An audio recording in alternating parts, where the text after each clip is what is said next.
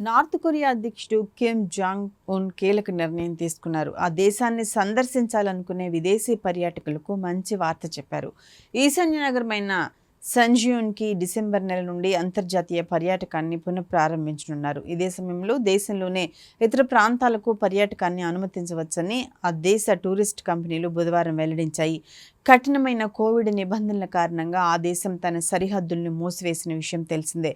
2020 నుండి అంతర్జాతీయ పర్యాటకులను ఉత్తర కొరియా నిషేధించింది. తాజాగా కోవిడ్ తగ్గటంతో తమ దేశానికి అంతర్జాతీయ పర్యాటకులను ఆహ్వానిస్తుంది. ఈ ప్రకటన కోసం 4 ఏళ్లుగా ఎదురుచూస్తున్న కొరియా టూర్స్ హర్షం వ్యక్తం చేసింది.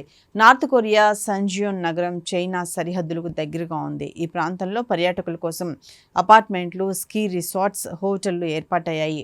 మరో ట్రావెల్ ఏజెన్సీ కేటీజీ టూర్స్ సైతం ఈ శీతాకాలం నుండి పర్యాటకులు సంజియోన్కు వెళ్లవచ్చని ప్రకటించింది. సంజియోన్కు దేశంలోని ఇతర ప్రాంతాలకు అధికారికంగా పర్యాటక కార్యకలాపాలు 2024 డిసెంబర్లో తిరిగి ప్రారంభమవుతాయని తమ స్థానిక భాగస్వామి నుండి ధృవీకరణ పొందామని బీజింగ్కు చెందిన కొరియా టూర్స్ తన వెబ్సైట్లో తెలిపింది.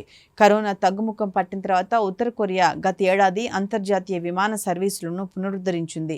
ఆ క్రమంలో రష్యన్ పర్యాటకులు ఫిబ్రవరిలో ప్రైవేటు పర్యటన కోసం ఉత్తర కొరియాను సందర్శించారు. జూన్ నెలలో రష్యా అధ్యక్షుడు పుతిన్ సహా విదేశీ ఉన్నతాధికారులు ఆ దేశాన్ని సందర్శించారు.